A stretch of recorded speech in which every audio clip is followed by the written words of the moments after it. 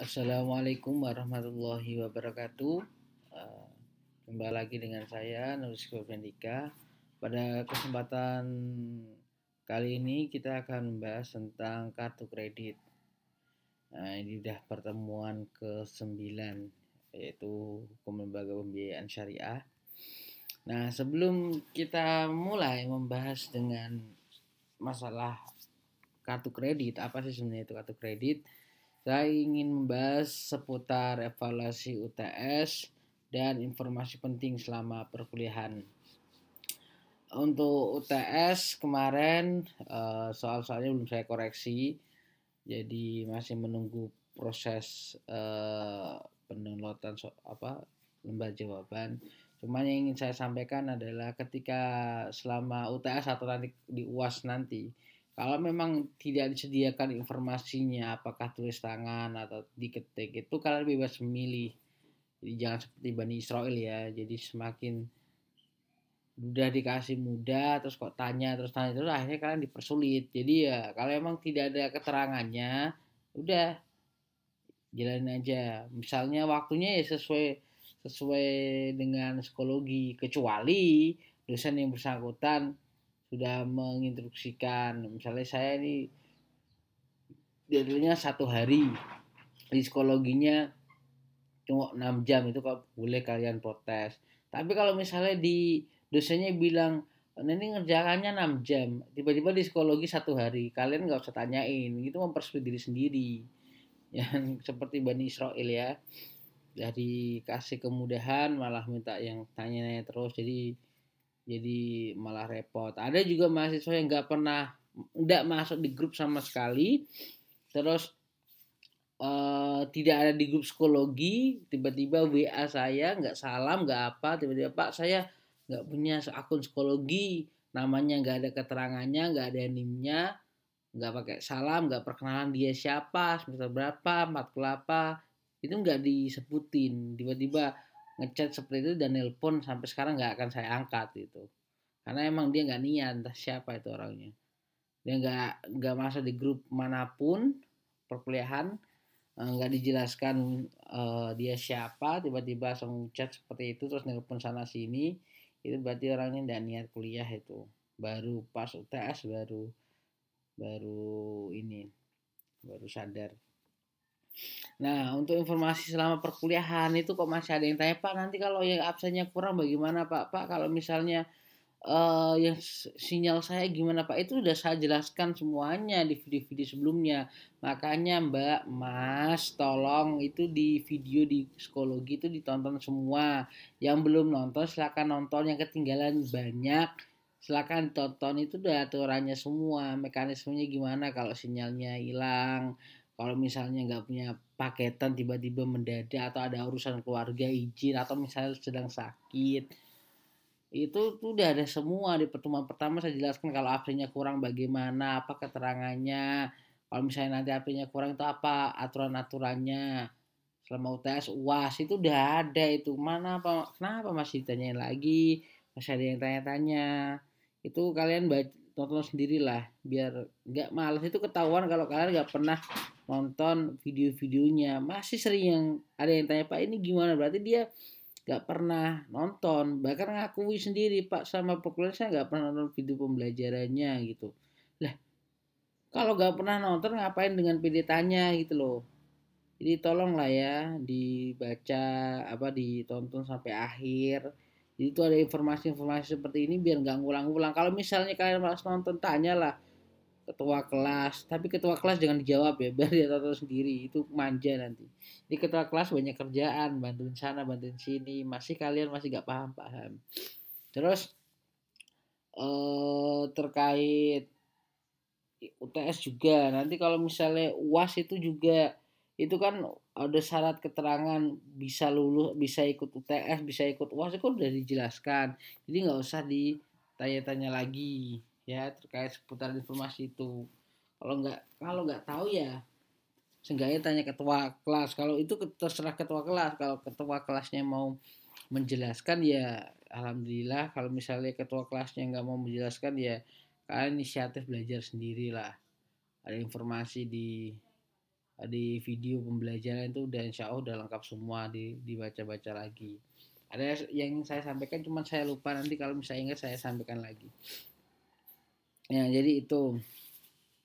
Ya, kita mulai pembahasan tentang kartu kredit. Nah, kartu kredit ini sebenarnya bukan asing lagi, tidak asing lagi bagi kita karena entah itu kalian bisa pernah melihatnya di TV atau di film. Mungkin beberapa dari kalian belum punya kartu kredit atau emang nggak punya ya. Mungkin kartu debit kalian punya. Nah, biasanya itu di kartu debit juga ada logo kartu kredit dulu. Jadi dulu itu penerbitan kartu debit itu biasanya dibarengi dengan logo Mastercard atau Visa.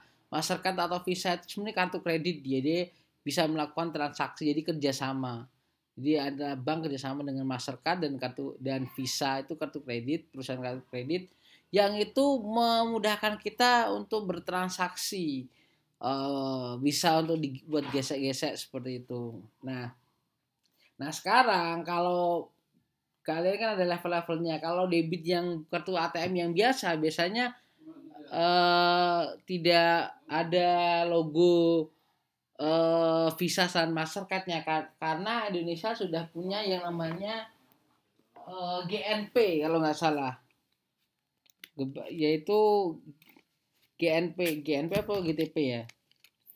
Di Indonesia sudah ada yang namanya ya satu ATM bersama, ya betul.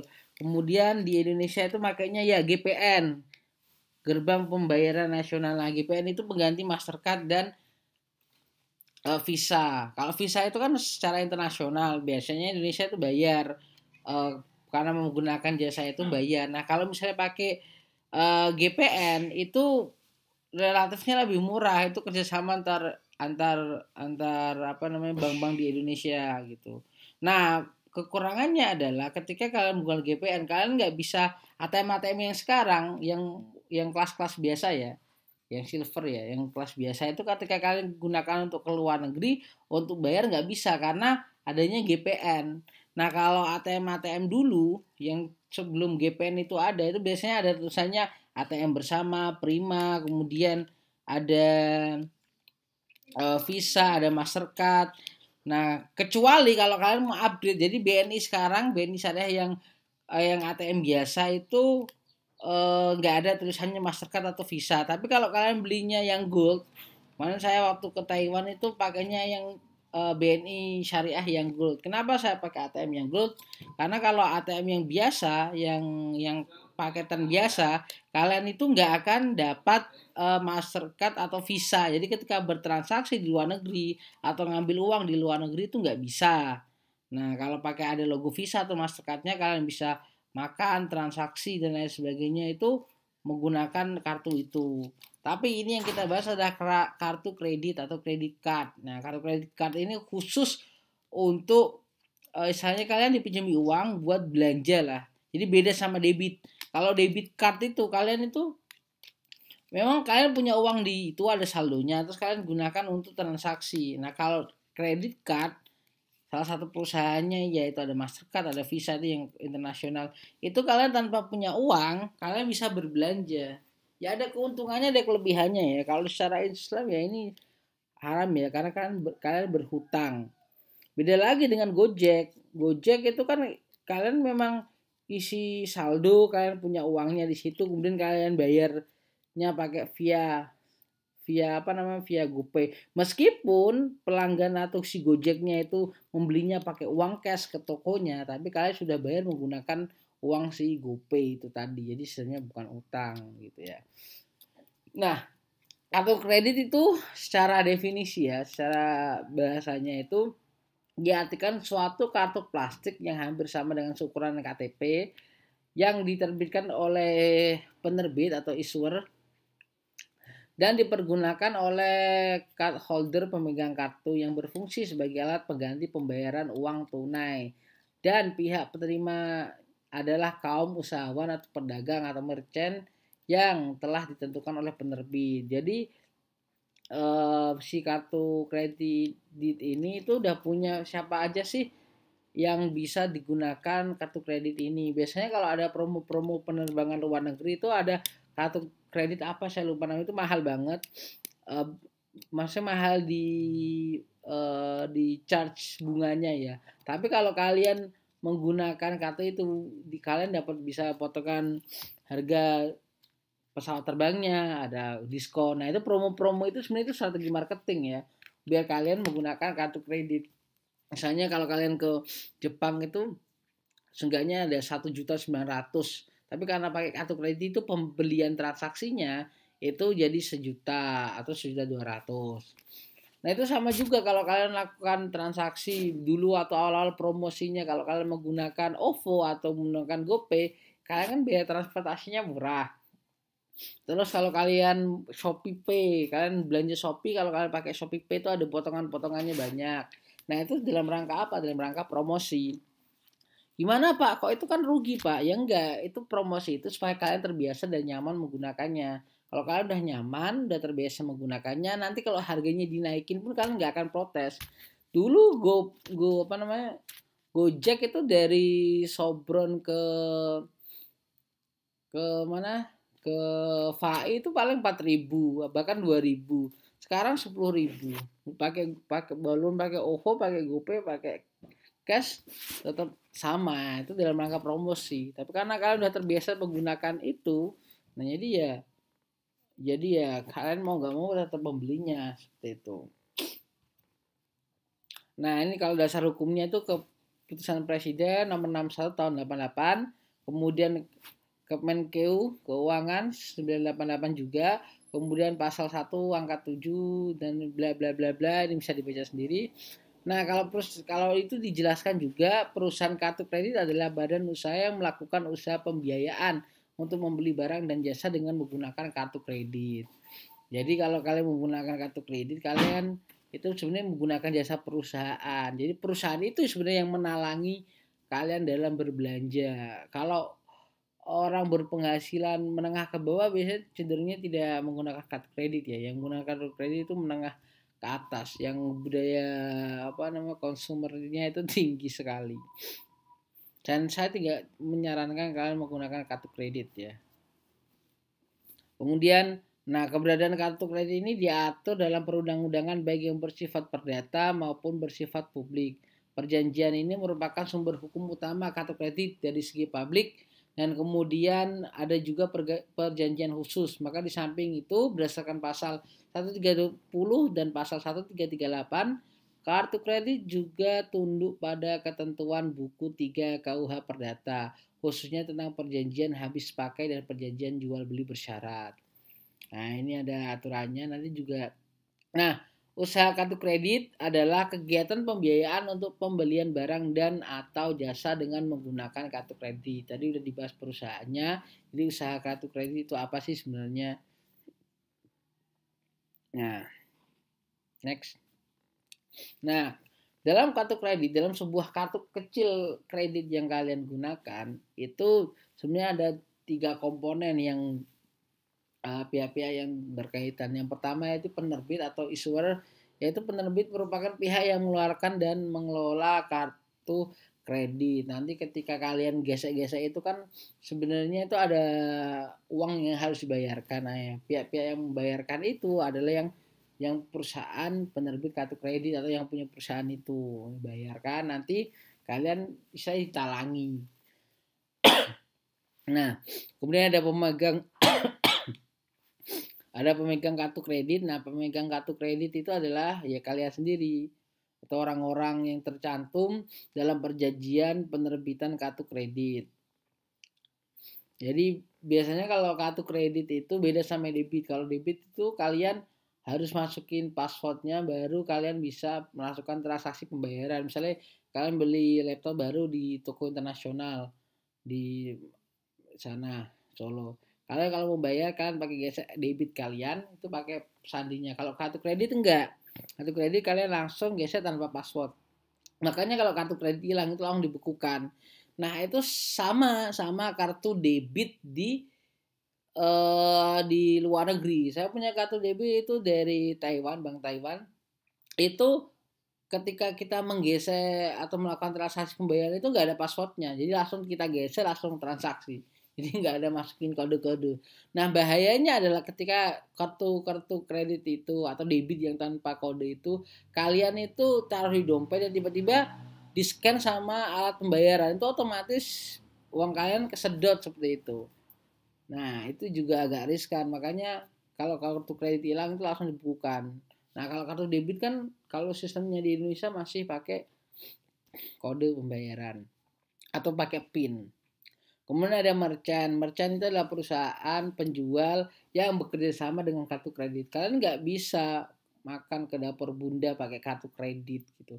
Atau kalian makan ke apa namanya di warung-warung kecil dekat dekat seblak di depan kampus itu pakai kartu kredit, nggak bisa, pakainya cash. Jadi ada perusahaan-perusahaan tertentu yang bisa kartu kredit. Biasanya itu kalau yang skala-skala besar kayak mainnya ke internasional, kemudian eh, maskapai penerbangan itu umumnya menggunakan kartu kredit.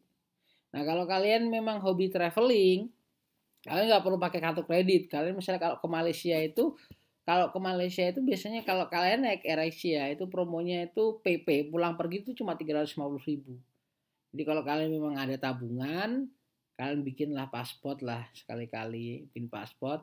Nanti buat pengalaman bisa nanti di sana ikut conference lah, atau conference kan buat kedok kalian jalan-jalan kan. Conference-nya gratis. Biasanya kalau di Malaysia itu banyak conference gratis, kalian daftarnya online secara gratis.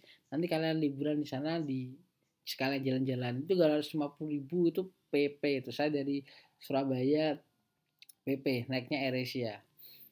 Nah, jadi kalau pakainya AirAsia itu lebih murah, cuman karena apa namanya? Karena Covid ya agak sedikit repot sih. Nanti kalau ada rapid test, kemudian masih ada hal-hal yang rumit. Misalnya kalau kalian habis nikah mau bulan madu bisa kalian nabung ke Malaysia murah atau ke Jepang. Itu juga nanti kalau ini kan akhir-akhir tahun, awal tahun kan musim dingin. Kalau kalian mau lihat salju itu bisa ke sana. Nah, kemudian klasifikasi kartu kredit. Nah, kalau kartu kredit berdasarkan fungsinya itu dibagi beberapa. Yang pertama charge card. Nah, charge card itu apa? Kartu kredit di mana pemegang kartu harus melunasi semua tagihan yang terjadi atas dirinya sekaligus pada saat jatuh tempo. Jadi bedanya di situ. Kalau yang kredit card itu sistem di mana pemegang kartu dapat melunasi tagihan yang terjadi atas dirinya sekaligus atau secara angsuran pada saat jatuh tempo. Jadi bisa bisa sekaligus atau secara angsuran. Nah, kalau yang charge card tadi itu langsung sekaligus pada saat jatuh tempo. Nah, kalau debit card atau debit card itu merupakan kartu yang pembayarannya atas tagihan nasabah melalui pendebitan atas rekening yang ada di bank penerbit kartu. Jadi nanti kepotongnya ke apa namanya? Ke saldo kalian. Kemudian ada cash card, itu merupakan kartu sebagai alat penarikan uang tunai pada ATM maupun secara langsung pada teller bank penerbit kartu. Nah, ini yang kartu debit card itu sebenarnya itu kan yang ada kartu yang kalian gunakan. Itu yang makanya yang dikasihkan ke ATM itu sebenarnya itu debit card itu.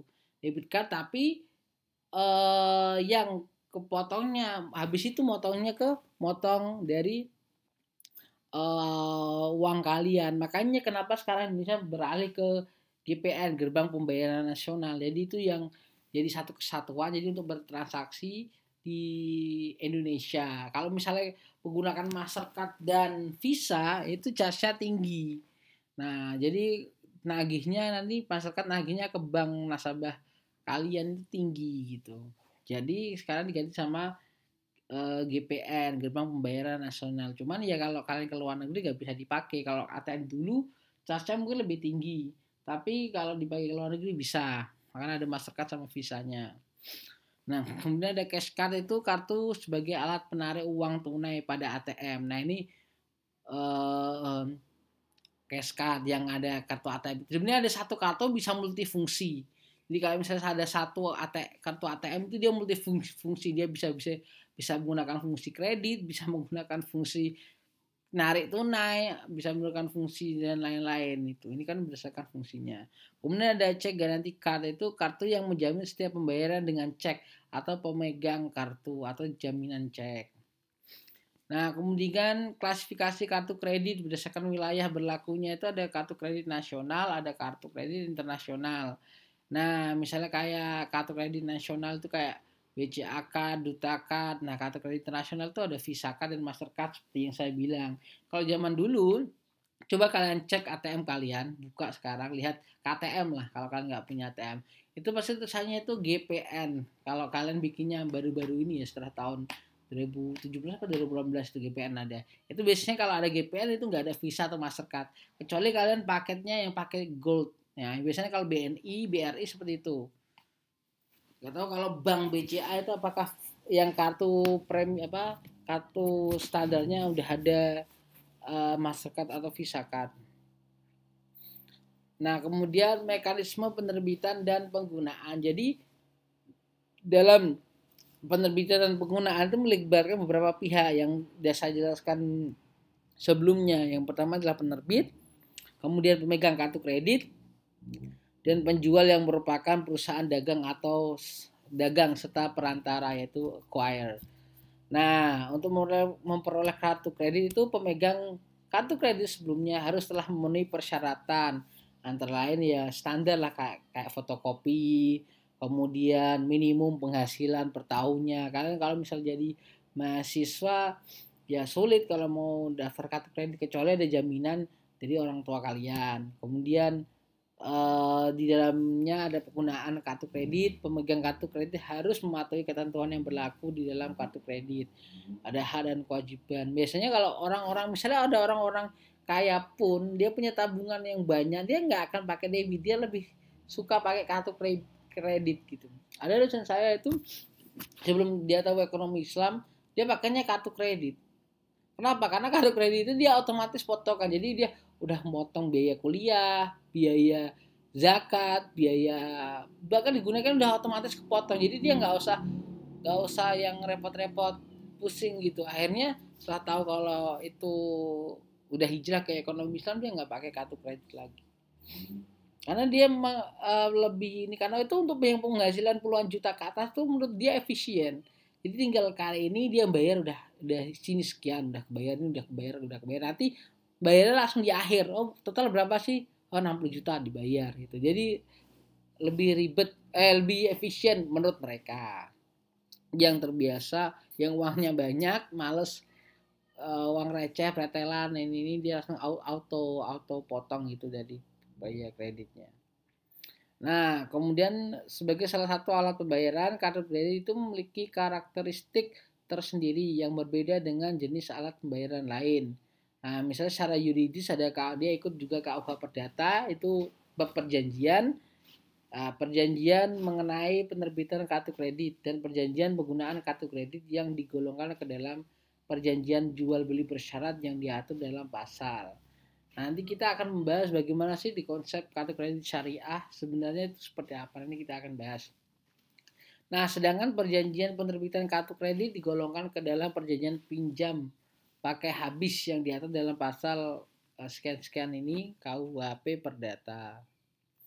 Nah, kalau dari kitab Undang-Undang Hukum Dagang itu kartu kredit memiliki 3 fungsi utama. Surat berharga, apa itu kayaknya kita udah bahas kan surat berharga kemarin, salah satunya adalah kartu kredit. Sebagai alat bayar, maka kartu kredit secara hukum tidak dapat dikatakan sebagai surat berharga atau alat tukar pengganti uang. Sebagai alat untuk memindahkan hak tagih, jadi itu dan dapat diperjualbelikan. Nah, sebagai surat bukti hak tagih. Ini kalau kita melihat dari kitab Undang-Undang Hukum Dagang. Nah, apa saja persyaratannya? Umur minimal 21 tahun. 18 tahun sudah menikah. Jadi misalnya kalau kalian umur 18 tahun sudah menikah, kalian boleh ini pasang kartu kredit. Kalau kalian umur 30 tahun masih belum menikah ya mungkin itu takdir kalian, dijalani saja. Nah, kemudian gaji minimal 3 juta rupiah. Jadi kalau kalian UMR Solo itu berapa ya? 1,5. Kalau kalian kerja di Solo atau kerja yang apalagi kalau masih mahasiswa, masih jadi guru honorer itu ya agak repot ya. 3 juta rupiah itu kalau kalian kerja di kota-kota mungkin dapat itu. Nah, dosen mungkin dapat kalian. Nah, kemudian bunganya 3%, ada platform pinjam 3 kali gaji. Kemudian penagihan sesuai tata cara penagihan, penggunaan PIN minimal 6 digit. Nah, ini ada aturan baru mungkin ya, minimal kartu kredit pakai PIN. Kalau saya pesen kartu kredit di luar negeri, itu kartu kreditnya itu nggak ada PIN-nya, sama kayak debit. Jadi kita punya kartu namanya Yoyo Card. Itu ada bahasa Mandarinnya. Saya nggak tahu bahasa Mandarinnya, agak ribet, cuman kita nyebutnya Yoyo Card. Itu ketika kita naik bis, transaksi segala macam itu pakai kartu itu aja, dia tanpa PIN. Sema- tapi kita harus isi saldo, sama kayak inilah, apa namanya, kartu tol, sama kayak kartu tol gitu. Cuman kan di Indonesia penggunaannya nggak masif. Penggunaannya itu nggak masif. Kalau di luar negeri itu kartu itu udah pakai buat semua transaksi bisa. Kalau di Indonesia kan cuma kartu card yang seperti ini itu sistemnya terbatas cuma di pengisian tol aja. Kemudian batas pemilikan kartu itu di bawah 10 juta. Maksimal 2 penerbit, di atas 10 juta tergantung penilaian pihak bank. Sama kalau kalian punya Shopee Pay itu, kalau akun kalian belum verifikasi itu maksimal saldonya itu 2 juta. Tapi kalau akun kalian udah verifikasi itu maksimal 10 juta. Kenapa kok dibatasin? Itu agar mengontrol perputaran uang juga, sirkulasi uang digital itu bisa terkontrol, karena uang digital itu sebenarnya representasinya uang asli. Jadi ketika uang kalian 10 juta itu harusnya setelah itu tuh ada uang asli yang berpindah. Beda sama apa namanya, virtual money atau virtual currency seperti kayak Bitcoin. Jadi ada yang nyebutnya itu virtual currency, ada yang namanya nyebutnya itu digital currency. Kalau misalnya kayak GoPay, OVO, Shopify itu electronic money. Kalau yang digital currency itu yang kayak Bitcoin. Kemudian kalau kalian transaksi uang apa namanya, kayak game buat beli apa itu yang di game itu juga sebenarnya uang game currency itu uang yang dipakai untuk di game. Nah, kemudian ini ada tugas.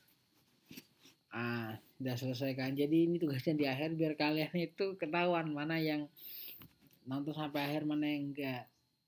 Tugasnya apa, Pak?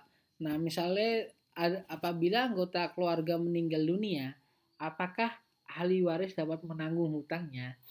Silakan dijawab masing-masing. Pak, apakah tulis tangan apa tulis digital? Terserah. Kalian mau tulis tangan ini itu digital. Jadi kalau nggak ada instruksinya jelas, itu kalian lebih enak. Kalian bisa bebas gitu loh. Gitu kan. Jangan sampai kalau kalian baru udah waktunya mau habis baru tanya-tanya, itu kalian artinya nggak siap, tanyanya sejak awal gitu loh. Nanti kayak kasus kemarin itu banyak yang waktunya mepet, alasannya banyak banget, gak ngumpulin, gak ini, akhirnya diperpanjang waktu dan lain sebagainya.